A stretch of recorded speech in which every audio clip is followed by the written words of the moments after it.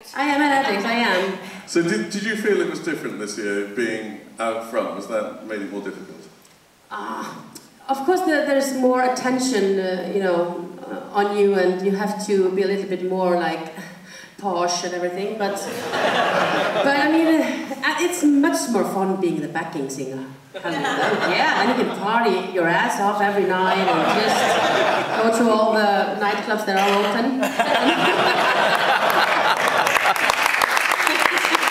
I mean, of course, it's amazing standing there on stage, having all the attention of all these millions of people watching, and just, you know, just enjoying the power you have. You know, just everyone is listening, and you just have to do your best. So, what have you been doing since May then? Since this?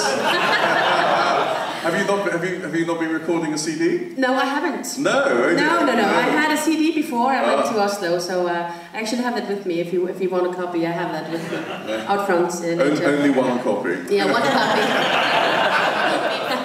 You have paid for it. No, but I've been. I took a good vacation off with my family afterwards, and we crawled into our farm, an old farm we have up north in Iceland, and you know, rebuilt a little bit, and you know, put my hand in the dirt, and you know, it was great. So I mean, obviously, you know, a lot of people here really liked the style of Je ne sais quoi, and you know, I know Sarah did as well, because she told me it was her 15th favourite this year.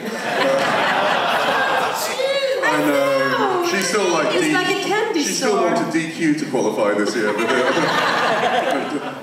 But I mean, you know, Kit came back as a backing singer, and you know, I was talking to Craig before, and he said that he wouldn't want to go and do Junior Eurovision again now that he's 21 because he's a bit old.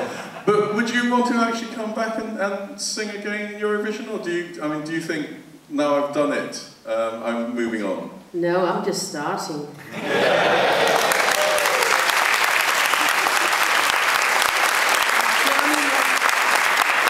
on to what? This is just, it's all fabulous. So of course, if the right song comes along, and I had decided before, after Denmark, after Someday came second then, I had decided on, if I'm going to compete in Iceland, I want to be, you know, it's going to be my lyrics, I'm going to be co-writing it, etc. So I had, I wanted to have my heart in it as well. Of course, I had some good help from Peter over there.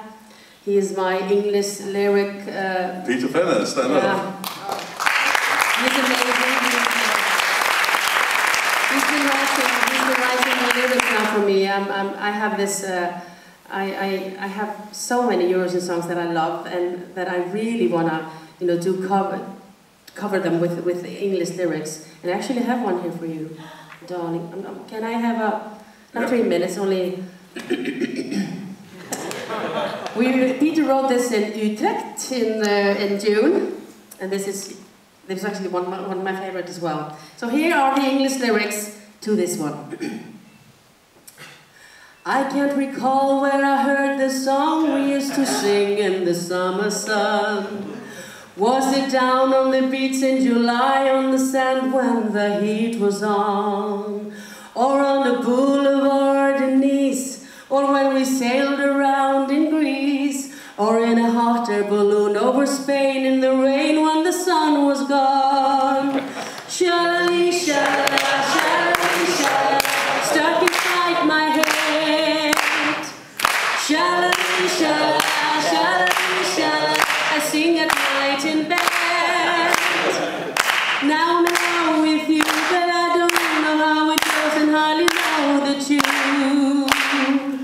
Shalali, shalala, shalali, shalala, on our honeymoon.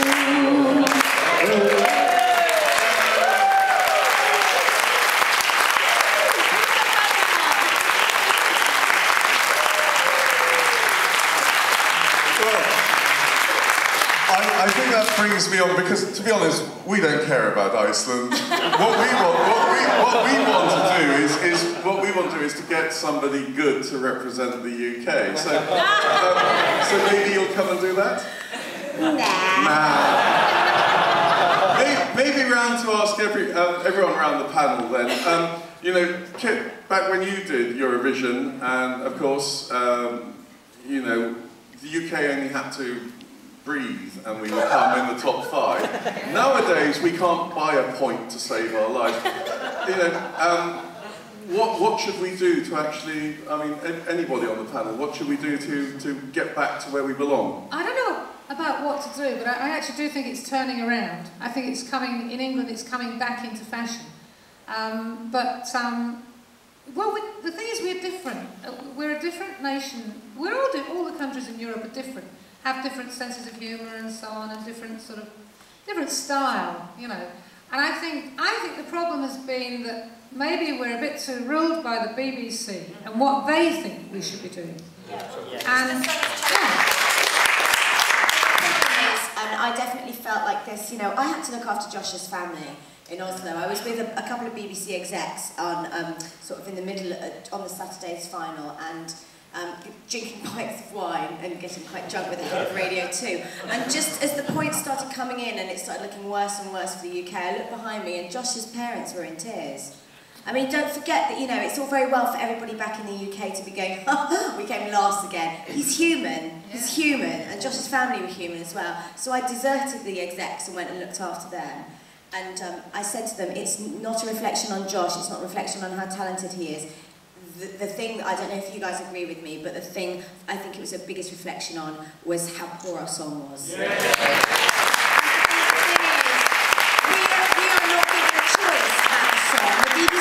We're given a choice about the performer, and I thought Josh was a worthy choice. I thought we voted brilliantly, but I don't want to be given some terrible big fun B-side from 1985.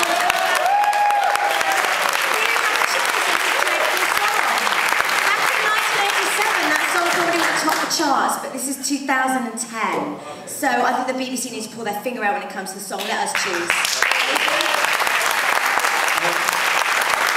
I mean, Craig, I mean, obviously you're at music college. I mean, is this the sort of thing, because you're what, like 21 now, 2021, would people there actually think about going into Eurovision or putting anything, or is it seen to lack credibility?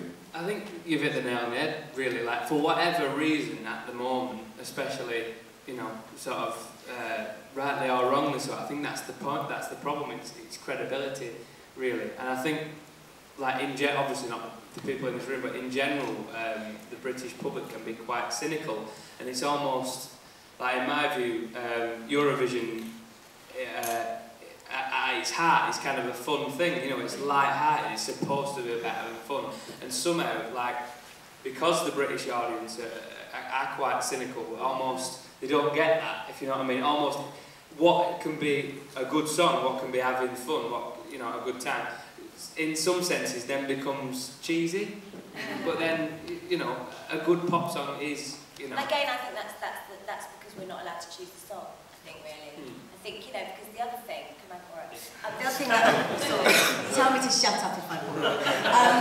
The other thing that Pete Waterman turned to me during an ad break when we were watching the final it was on the semi-finals, I think it was on the Thursday, and he said he was genuinely shocked. He went, I can't believe it's so contemporary.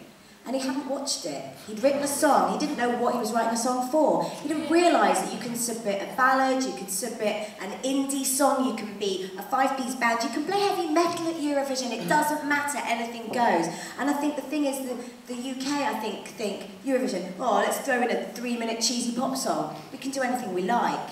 I think we should do something completely outside the box next time. Morrissey wanted to do it a couple of years ago, didn't he? Why didn't we let him? Why didn't the BBC let him? I would like to see what he would have done with it. But don't you think that we've now suddenly emotionally involved ourselves so much of the time into, you know, cute karaoke, X Factory types of thing, so that our pop music seems to be going that way? Why can't we just get Simon Cowell to, you know, produce an X Eurovision Factor or whatever else? Can I